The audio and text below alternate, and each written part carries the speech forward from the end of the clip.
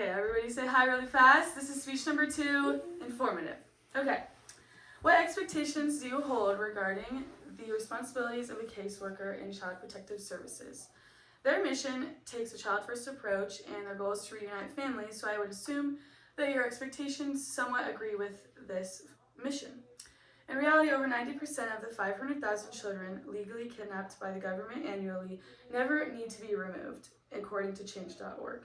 Imagine your child being taken and you are left powerless in defending yourself against these false allegations. This is only one problem from a longer list of the corruption and misconduct on the social services behalf, leading to harm and devastation of families. This system is failing people by taking children unnecessarily, not providing a fair chance for reunification, and passively enabling abuse in foster homes. So as the statistic proves, the DHHS is abusing their power by removing children without proven evidence to do so, and this is very damaging to children who are already happy and healthy and safe in their original homes. So there's a movie called Take Care of Maya, and it's a true story based off of these two here.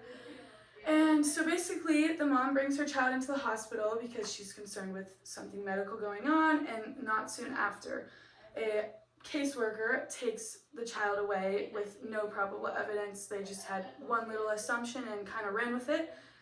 And so this kind of destroyed the mom, and she just couldn't, it went on for so long, she couldn't get them to believe her, and even the dad was trying to help, and she unfortunately ended up committing suicide because it was just too big of a toll for her to have her child taken away without her doing anything wrong.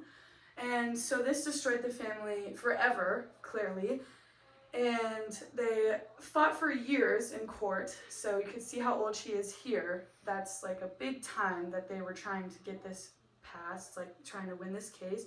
But they ended up winning $261 million because they sued the hospital and social services, and the caseworkers were proven to be lying and manipulating the situation just to get kind of what they want, I guess. So this is only one sad story among a plethora of others of reasons, non-reasons why children are taken.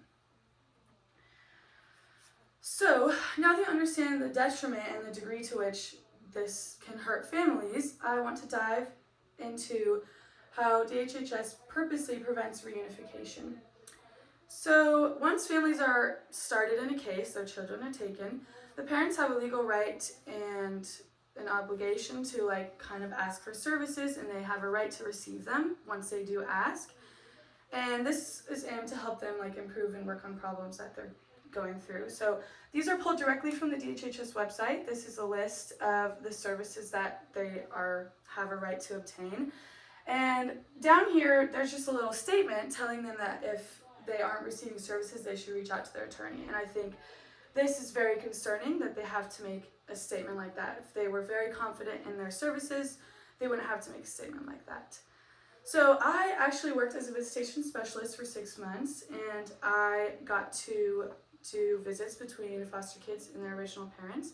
So I got a first-hand experience to how often these parents aren't receiving services because they would tell me about it, and I was powerless, and I just had to watch them continually be more stressed, and their previous mental health conditions worsened, which obviously makes their case harder for them. So also, the expectations during these visits and the requirements that they have to have in order to win the case are too high and completely unrealistic. So for example, the mistakes that a normal average parent would make, such as cussing or raising their voice once or not providing a nutritious enough meal, all of that people like me or any person doing these visits has to document, and all of that looks negative, it negatively impacts the outcome of the case. So after hearing the corruption tactics that these systems use, we're good. Okay. I am disheartened to share that these systems also do not keep children safe while they're in the system like they say. So according to Ballard Brief, in 2019 there was a study conducted, and an estimate number of 400,000 children were in foster care, and of those children, up to an estimated 40% experienced some type of abuse and reported that while they were in the system. So this number could be much smaller if, what's happening here? Okay.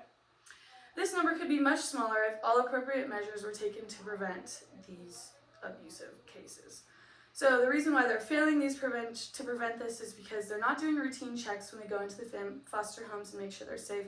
They're not doing them often enough, as they're supposed to, and they're not searching thoroughly enough, and they're missing signs. They also do not listen to children's voices when children say that something's wrong. They often take the foster care family's voice over the child because, they just assume the children are lying.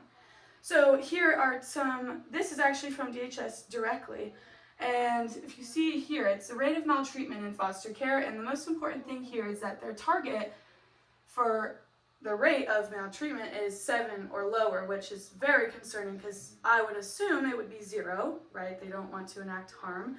And then this is just a graph depicting the percentage of ages of children that get abused in foster care. So 0 to 4, obviously it gets lower and lower the older you get. So this just further proves the point that their voices are not heard, especially the younger ones, because they're less trusted. So although this system seems helpful and safe from the outside looking in, you now see that there's plenty of problems that need to be evaluated.